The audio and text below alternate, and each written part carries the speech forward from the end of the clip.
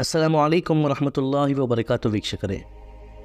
ವೀಕ್ಷಕರೇ, ರಜಬ್ ತಿಂಗಳಿನ ಚಂದ್ರವನ್ನು ನೋಡಿ ನಮ್ಮ ಪ್ರಿಯಪಾದಿ ಮುಹಮ್ಮದ್ ಸಲ್ಲಲ್ಲಾಹು ಅಲೈಹಿ ವಸಲ್ಲಂ ರವರು ಈ ದುವಾವನ್ನು ಓದುತ್ತಿದ್ದರು. ಅಲ್ಲಾಹುಮ್ಮ ಬಾರಿಕ್ ಲನಾ ಫೀ ರಜಬ ವ ಶಾಬಾನ್ ವ ಬಲ್ಲಿಗ್ನಾ ರಮಜಾನ್.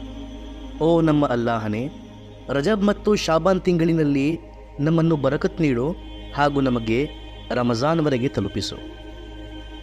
ಈ ದುವಾನಲ್ಲಿ ವೀಕ್ಷಕರೇ ಎರಡೂ ಭಾಗಗಳುಂಟು. ಇದರಲ್ಲಿ ನಮ್ಮ ಪ್ರಿಯಪಾದಿ ಮುಹಮ್ಮದ್ ಸಲ್ಲಲ್ಲಾಹು ಅಲೈಹಿ ವಸಲ್ಲಂ ರವರು ಅಲ್ಲಾಹನಿಂದ ಎರಡು ವಿಷಯಗಳನ್ನು ಕೇಳಿದ್ದಾರೆ.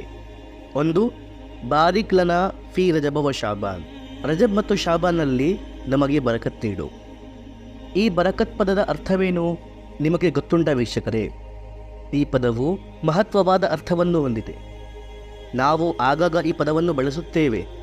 ಅಲ್ಲಾಹ ನಿಮ್ಮ ಮನೆಯಲ್ಲಿ ಬರಕತ್ ನೀಡಲಿ, ಮದುವೆಯಾದರೆ ಅಲ್ಲಾಹ ನಿಮ್ಮ ವಿವಾಹದಲ್ಲಿ ಬರಕತ್ ನೀಡಲಿ, ಕೆಲಸ ಸಿಕ್ಕಿದರೆ ಅಲ್ಲಾಹ ನಿಮ್ಮ ಸಂಪತ್ತಿನಲ್ಲಿ ಬರಕತ್ ನೀಡಲಿ. ಆಗಾಗ ನಾವು ಇದನ್ನು ಬಳಸುತ್ತೇವೆ. ಆದರೆ ಈ ಪದದ ನಿಜವಾದ ಅರ್ಥ, ಇದರ ವಾಸ್ತವ ನಮಗೆ ಅರಿವಾಗಿಲ್ಲ ವೀಕ್ಷಕರೇ. ಇದನ್ನು ನಾವು ಮೊದಲು ಅರ್ಥ ಮಾಡಿಕೊಳ್ಳೋಣ. ಈ ಬರಕತ್ ಕೇವಲ ಇಸ್ಲಾಂನಲ್ಲಿ ನಮಗೆ ನೋಡಲು ಸಿಗುತ್ತದೆ. ಬೇರೆ ಯಾವುದೇ ಒಂದು ಧರ್ಮದಲ್ಲಿ ಇದರ ಕಲ್ಪನೆಯೂ ಇಲ್ಲ. ಬೇರೆ ಯಾವುದೇ ಭಾಷೆಯಲ್ಲಿ ಇದರ ಅರ್ಥವೂ ಇಲ್ಲ ವೀಕ್ಷಕರೇ. ಈ ಪದವನ್ನು ಅನುವಾದಿಸುವುದು ಅಸಾಧ್ಯ. ಇಂದು ನಾವು ಅರ್ಥ ಮಾಡಿಕೊಳ್ಳೋಣ ಈ ಬರಕತ್ ಎಂದರೆ ಏನು. ಇದನ್ನು ಅರ್ಥ ಮಾಡಿಕೊಂಡ ನಂತರ ನೀವು ಆಶ್ಚರ್ಯಚಕಿತರಾಗುತ್ತೀರಾ. ನಮ್ಮ ಪ್ರಿಯಪಾದಿ ಮುಹಮ್ಮದ್ ಸಲ್ಲಲ್ಲಾಹು ಅಲೈಹಿ ವಸಲ್ಲಂ ರವರು ನಮಗೆ ಎಂತಹ ಅತ್ಯುತ್ತಮ ದುವಾಗಳನ್ನು ಕಲಿಸಿದ್ದಾರೆ ಎಂದು ನೀವು ಹೆಮ್ಮೆ ಪಡುತ್ತೀರಾ, ನೀವು ಭಾವುಕರಾಗುತ್ತೀರಾ. ವೀಕ್ಷಕರೇ, ಮನುಷ್ಯನು ಆರಾಮಿಗಾಗಿ, ನೆಮ್ಮದಿಗಾಗಿ ಎಷ್ಟು ವಸ್ತುಗಳನ್ನು ಹೊಂದಿದ್ದಾನೋ ಅವುಗಳನ್ನೇ ನೆಮ್ಮದಿ ಎಂದು ಪರಿಗಣಿಸಿಕೊಳ್ಳುತ್ತಾನೆ. ಉದಾಹರಣೆಗೆ, ಒಂದು ವ್ಯಕ್ತಿ ಸ್ವಂತ ಮನೆಯನ್ನು ಹೊಂದಿದ್ದಾನೆ ಹಾಗೂ ಸ್ವಂತ ಮನೆ ಖಂಡಿತವಾಗಿ ನೆಮ್ಮದಿಯ ಕಾರಣವಾಗಿದೆ. ಆದರೆ ಅಲ್ಲಾಹನು ಆ ಮನೆಯಲ್ಲಿ ಬರಕತ್ ನೀಡಲಿಲ್ಲ ಎಂದರೆ ಆ ಮನೆ ಅವನಿಗೆ ನೆಮ್ಮದಿ ನೀಡುವುದಿಲ್ಲ. ಮೇ ಬಿ ಆ ಮನೆ ಮೇಲೆ ಲೋನ್ ಇರುವ ಒಂದು ಚಿಂತೆಯಲ್ಲೇ ಅವನ ನೆಮ್ಮದಿ ಹಾಳಾಗಿರಬಹುದು. ಅಥವಾ ಮನೆ ಇರುವ ಅಕ್ಕಪಕ್ಕ ವಾತಾವರಣ ಸರಿ ಇಲ್ಲದಿರಬಹುದು. ಅಥವಾ ಒಂದು ಮುಟ್ಟಾಳ, ಒಂದು ಗುಂಡ ಅವನ ನೆರೆಹೊರೆಯವನಾಗಿದ್ದಾನೆ. ಆ ಮನೆ ನೆಮ್ಮದಿಯ ಕಾರಣ ಆಗಿದ್ದರೂ ಅದರಲ್ಲಿ ಅವನಿಗೆ ನೆಮ್ಮದಿ ಸಿಗುತ್ತಿಲ್ಲ.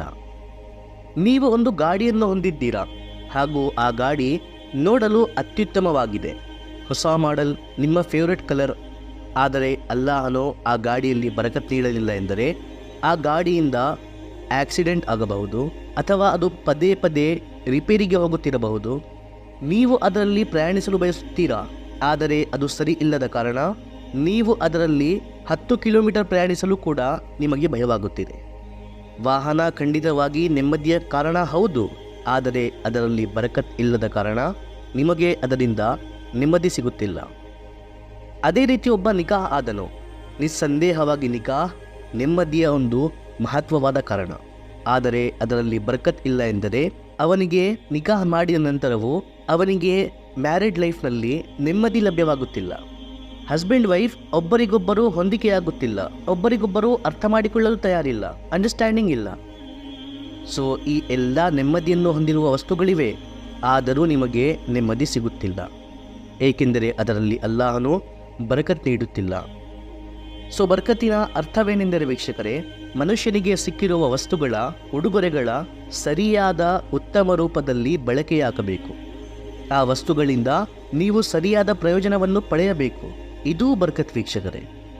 ಹೀಗಾಗಿ ನಮ್ಮ ಪ್ರಿಯಪಾದಿ ಮುಹಮ್ಮದ್ ಸಲ್ಲಲ್ಲಾಹು ಅಲೈಹಿ ವಸಲ್ಲಂ ರವರು ಸದಾ ಪ್ರತಿಯೊಂದು ವಸ್ತುವಿನಲ್ಲೂ ಬರಕತ್ ಕೇಳುತ್ತಿದ್ದರು ಅಲ್ಲಾಹನಿಂದ.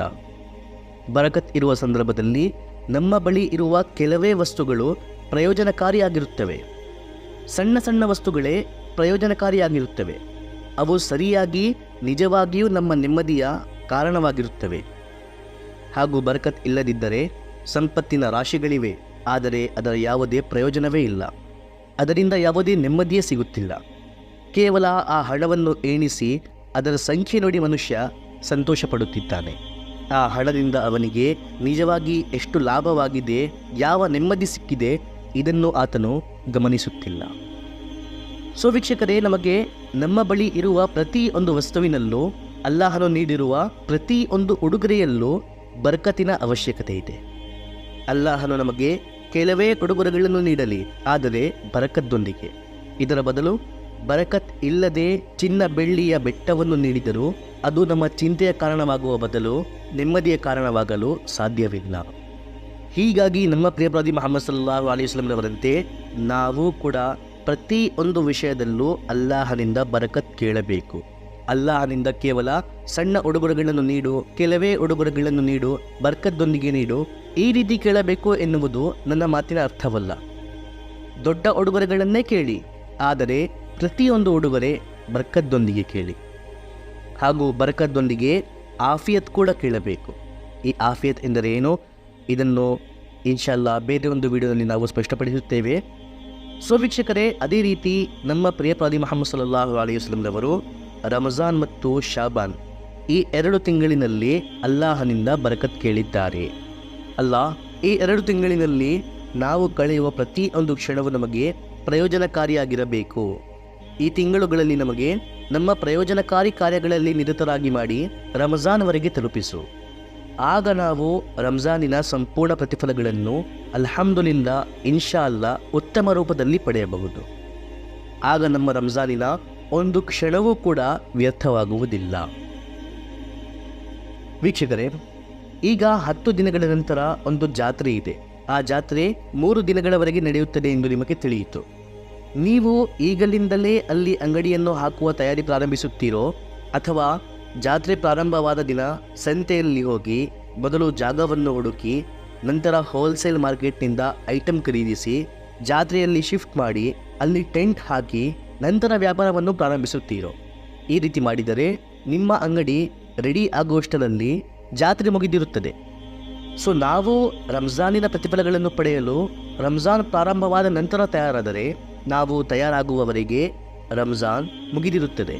ಹಾಗೂ ನಾವು ರಂಜಾನಿನ ಅತ್ಯಂತ ಉತ್ತಮ ಪ್ರತಿಫಲಗಳನ್ನು ಕಳೆದುಕೊಳ್ಳುತ್ತೇವೆ. ಸೊ ಈಗಲಿಂದಲೇ ನಾವು ನಮಾಜ್, ಜಿಕ್ರ್, ಕುರಾನ್, ಉಪವಾಸ, ತಹಜ್ಜುದ್, ಎಲ್ಲ ನಫಿಲ್ ನಮಾಜ್ಗಳು, ದುವಾನಲ್ಲಿ ಜಾಸ್ತಿ ಸಮಯವನ್ನು ಕಳೆಯುವುದು, ಈ ಎಲ್ಲ ಕಾರ್ಯಗಳ ಅಭ್ಯಾಸ ಮಾಡಿಕೊಳ್ಳಲು ಪ್ರಾರಂಭಿಸಿದರೆ ಇನ್ಶಾ ಅಲ್ಲಾ ನಾವು ರಂಜಾನಿನಲ್ಲಿ ಆರಾಮಾಗಿ ಎಲ್ಲ ಪ್ರತಿಫಲಗಳನ್ನು ಪಡೆಯುತ್ತೇವೆ. ಹಾಗೂ ವೀಕ್ಷಕರೇ, ಈ ದುವಾನಲ್ಲಿ ನಮ್ಮ ಪ್ರಿಯ ಪ್ರವಾದಿ ಮುಹಮ್ಮದ್ ಸಲ್ಲಲ್ಲಾಹು ಅಲೈಹಿ ವಸಲ್ಲಂರವರು ಕೇಳಿದ 2ನೇ ಭಾಗದ ಅರ್ಥವೇನೆಂದರೆ ವಬಲ್ಲಿಗ್ನಾ ರಮಜಾನ್, ನಮಗೆ ರಂಜಾನ್ವರೆಗೆ ತಲುಪಿಸು. ನಾವು ಸ್ವಯಂ ನಮ್ಮ ಇಚ್ಛೆಯಿಂದ ರಂಜಾನ್ವರೆಗೆ ತಲುಪುವುದು ಅಸಾಧ್ಯ. ಅಲ್ಲಿಯವರೆಗೆ ಜೀವಂತವಾಗಿರುವುದು ನಮ್ಮ ಕೈಯಲ್ಲಿಲ್ಲ. ಕಳೆದ ವರ್ಷ ರಂಜಾನ್ನಲ್ಲಿ ನಮ್ಮೊಂದಿಗೆ ಇದ್ದ ಎಷ್ಟೋ ಜನರು ಈಗಿಲ್ಲ. ಯಾರೇ ಎಷ್ಟೇ ಶ್ರೀಮಂತರಾಗಿರಲಿ, ಎಷ್ಟೇ ಬಲಶಾಲಿಯಾಗಿರಲಿ, ಎಲ್ಲೇ ಅಡಗಿಕೊಂಡರೂ ಸಹ ಸಾವಿನಿಂದ ತಪ್ಪಿಸಿಕೊಳ್ಳುವುದು ಅಸಾಧ್ಯ. ಸೊ ಹೀಗಾಗಿ ಇದು ಅಲ್ಲಾಹನಿಂದ ಬೇಡಿಕೆ, ನಮಗೆ ಇನ್ನೊಂದು ರಂಜಾನ್ನಲ್ಲಿ ನಿನ್ನಿಂದ ಕ್ಷಮೆ ಕೇಳಿ ಪುಣ್ಯ ಕಾರ್ಯಗಳನ್ನು ಮಾಡಿ ನಿನ್ನ ದೃಷ್ಟಿಯಲ್ಲಿ ಉತ್ತಮ ವ್ಯಕ್ತಿಯಾಗಲು ನಮಗೆ ರಂಜಾನ್ವರೆಗೆ ತಲುಪಿಸು. ಸುಬ್ಹಾನಲ್ಲಾ. ವೀಕ್ಷಕರೇ, ನಮ್ಮ ಪ್ರಿಯ ಪ್ರವಾದಿ ಮುಹಮ್ಮದ್ ಸಲ್ಲಲ್ಲಾಹು ಅಲೈಹಿ ವಸಲ್ಲಂರವರು ಎಂತಹ ಅದ್ಭುತವಾದ ಇಷ್ಟೆಲ್ಲ ವಿಷಯಗಳನ್ನು, ಇಷ್ಟೆಲ್ಲ ಅರ್ಥಗಳನ್ನು ಹೊಂದಿರುವ, ಆದರೆ ಓದಲು ಕೇಳಲು ಬಹಳ ಸರಳವಾಗಿರುವ ಅದ್ಭುತ ದುಆಗಳನ್ನು ಕಲಿಸಿದ್ದಾರೆ. ಒಮ್ಮೆ ಹೃದಯದಿಂದ, ಅತ್ಯಂತ ಪ್ರೀತಿಯಿಂದ, ಅತ್ಯಂತ ಶ್ರದ್ಧೆಯಿಂದ ನಮ್ಮ ಪ್ರಿಯ ಪ್ರವಾದಿ ಮುಹಮ್ಮದ್ ಸಲ್ಲಲ್ಲಾಹು ಅಲೈಹಿ ವಸಲ್ಲಂರವರ ಮೇಲೆ ದರೂದ್ ಓದಿರಿ ವೀಕ್ಷಕರೇ. ಅಲ್ಲಾಹುಮ್ಮ ಸಲ್ಲಿ ಅಲಾ ಮುಹಮ್ಮದ್ ವ ಅಲಾ ಆಲಿ ಮುಹಮ್ಮದ್, ಜಜಲ್ಲಾಹು ಅನ್ನ ಮುಹಮ್ಮದಂ ಮಾ ಹುವ ಅಹ್ಲುಹು ಸಲ್ಲಲ್ಲಾಹು ಅಲೈಹಿ ವಸಲ್ಲಂ.